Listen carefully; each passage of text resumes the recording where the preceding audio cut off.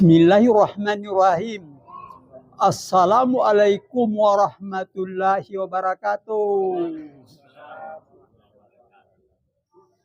Dengan memanjatkan puji syukur, alhamdulillah, kehadirat Allah Subhanahu wa taala, di mana pada sore hari ini kita bersama-sama lagi belajar. Memang kalau kita lihat ayat ini, An-Nisa 43, sangat menarik. Karena ayat ini mengenai sholat. Sebagaimana kita ketahui bahwa sholat itu sangat penting. Namun kenyataan yang kita lihat, rata-rata sholat kita ini belum bisa khusyuk. Padahal Allah mengatakan, kamu ada 4 mazhab cara sholat, tata cara, ada yang berlainan tata cara. Tetapi yang paling penting bagi Allah itu yang sampai kepada Allah. Jadi siapa yang paling khusyuk di dalam sholatnya, itulah. Jadi saya ingin menyampaikan sedikit masukan bahwa kita selalu mengatakan khusyuk itu susah. Susah. Saya juga katakan susah. Saya juga katakan susah. Kenapa? Karena memang selama ini saya belajar sebatas syariat. Tapi begitu saya mempelajari hakikat makrifat, oh rupanya bisa Pak. Orang sholat khusyuk. Bisa. Kenapa? Karena sudah terbukti para wali Allah, para orang saleh, karena mereka mengikuti Rasulullah, sehingga mereka bisa khusyuk. Kalau kita permasalahan, termasuk saya ya, karena memang dari ustaz dan ulama yang menyampaikan kepada saya, khusyuk memang itu tidak bisa. Nah, memang saya juga sekarang belum khusyuk. Tapi sekarang dalam proses, saya akan berusaha bagaimana caranya agar saya bisa khusyuk. Dan ternyata khusyuk itu bisa. Di sini saya ingin sampaikan Bapak-Bapak sekali, bagaimana caranya bisa khusyuk. Kita menengok kembali. Rasulullah akan mengatakan, ikuti saya. Ikuti saya. Untuk mengikuti Rasulullah, apanya harus diikuti? Kita harus melihat dulu. Rasulullah itu mulai dari kecil sudah termasuk orang jujur. Orang baik, selalu berbuat baik. Kemudian setelah usia 25 tahun, setelah kawin, dia kawin dengan seorang yang kaya lagi. Tahu nggak? Dari kekayaannya itu digunakan untuk berbuat baik. Mulai dari usia 25 sampai usia 40 tahun. Apa yang dilakukan itu? Berbuat baik. Di sini berbuat baik Bapak-Bapak sekalian, sebenarnya ini dalam rangka untuk memperbaiki akhlak. Untuk memperbaiki akhlak. Karena kita ini sebenarnya dengan adanya surat Al-Isra ayat 72, barang siapa yang buta hatinya di dunia ini, niscaya lebih buta lagi hatinya di akhirat kelak. Dan dia tidak akan melihat kebenaran dan kebesaran Allah Subhanahu wa taala.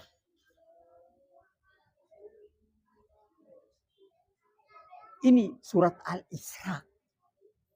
Ini hanya jarang diungkap, jarang. Padahal ini mumpung kita masih harus kita. Jadi dengan katanya ada buta mata hati kita, berarti mumpun kita bagaimana cara supaya kita mata hati kita terbuka. Nah, disinilah perjalanan spiritual Rasulullah Sallallahu Alaihi Wasallam. Mulai usia 25 tahun, dia berbuat kebaikan. Apa gunanya kebaikan itu? Kebaikan itu untuk bayar utang. Untuk melunasi dosa-dosa kita yang dibuat sejak lahir sampai sekarang. Setiap kita berbuat kebaikan sedikit, itu Allah akan, dan itu akan.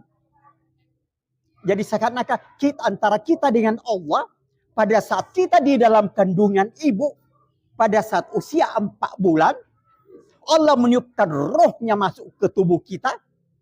Pada saat itu kita suci bersih. Dan mata kita, 2 mata kita yang melihat. 1 kedua mata kita, yang kedua mata hati kita, mata kalbu kita. Itu melihat. Namun setelah lahir ke dunia ini, itu masih terbuka. Tapi begitu buat dosa, disitulah mulai tertutup, buta. Itulah dikata surat Al-Isra ayat 72 itu. Barang siapa yang buta hatinya, maka lebih buta lagi hatinya. Nah, jadi Rasulullah itu setelah itu gunanya. Jadi gunanya berbuat kebaikan bersama untuk bayar hutang, menebus dosa, dan yang kedua apa? Karena mungkin kita terlalu banyak dosa sehingga kita punya hijab ini tebal. Antara kita dengan Allah ini tebal. Karena ini seakan-akan hijab penuh dengan kotoran-kotoran, kerak-kerak. Jadi tidak bisa tembus. Nah, dengan adanya kebaikan-kebaikan ini, dosa-dosa kerak-kerak ini terhapus, sehingga jadi tipis. Kalau sudah tipis, disitulah kita Bapak-Bapak sekalian akan diperlihatkan oleh Allah, dibisikkan oleh Allah kebenaran dan kebesaran dari Allah Subhanahu wa taala. Jadi Rasulullah sallallahu perjalanan antara 25 tahun sampai 40 tahun yaitu memperbaiki diri dengan berbuat baik. Nah, setelah usia 40 tahun disitulah beliau menyepi, menyendiri. Dia meninggalkan kerumunan orang banyak, karena orang banyak ini terdiri dari mata buta, yaitu mata hatinya yang buta, maka dia menyendiri ke Gua Hira. Apa yang dilakukan di Gua Hira? Di Gua Hira menyendiri, bersemedi, dan di situ Rasulullah Sallallahu Alaihi Wasallam mengenang bagaimana kebesaran Allah, ciptaan-ciptaannya. Kalau kita lihat ciptaannya, bulan, bintang, matahari, itu dikenang di situ. Sambil bersikir kepada Allah. Bersikir. Dengan setelah bersikir. Disitulah terbuka mata kalbunya.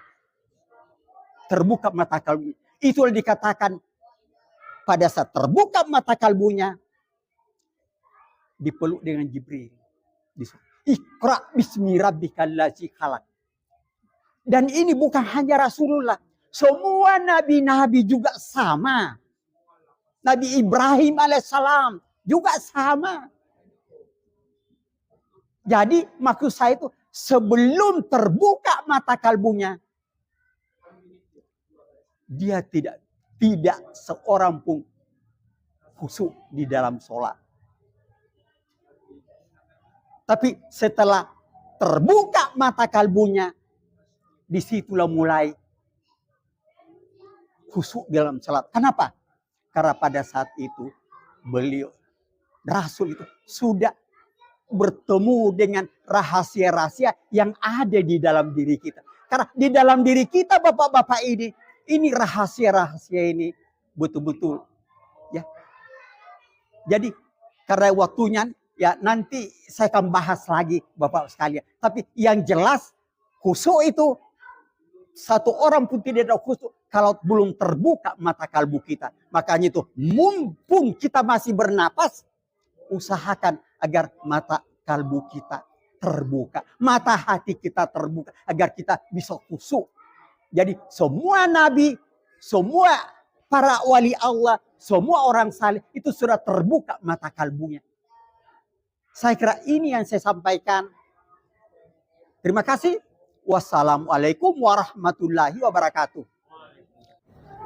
Bismillahirrahmanirrahim. Alhamdulillah kita sempat bertemu lagi kembali. Malam ini tadi kan kita fokus masalah salat. Saya mau mengulas sedikit dasar hukumnya barangkali. Bukan tata pelaksanaannya, bukan usuknya, tapi nanti saya tanya juga. Sejak remaja kita sering mendengar bahwa perjalanan Nabi dari Masjidil Haram ke Masjidil Aqsa, naik ke langit ke Sidratul Muntaha, menerima perintah salat. Ada yang mengatakan 50 dan sebagainya, nah itu pun menjadi perdebatan. Antara para ulama, ada yang mengatakan 50 ini. Tidak jelas, tapi yang ada sampai sekarang kita ini adalah 5 waktu. Maaf, saya mengangkat tema ini bukan berarti kita tauhid kita berubah, tidak. Karena ini dialog, ini diskusi. Jadi ada bagusnya kita merenungkan juga. Karena lagi ramai dibicarakan juga antara para ahli agama, para ustaz, para dan sebagainya, bahwa dasar hukum daripada perintah salat itu yang ada di Al-Quran, Pak ya, yang di Al-Quran, bukan 5 katanya. Bukan 5. Dan karena saya tertarik kalimat itu, saya mencoba buka juga di surat Al-Isra ayat 78 dan surah Hud ayat 114. Saya bisa bacakan anunya. 114 artinya,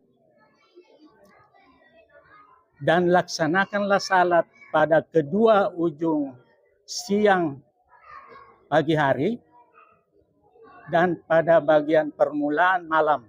Berarti 2 ini. Perbuatan-perbuatan baik itu kesalahan itu surat Hud ayat 114. Kemudian Al-Isra ayat 78.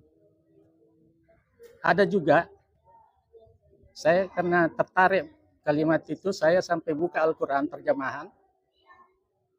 Laksanakanlah salat sejak matahari tergelincir sampai gelapnya malam.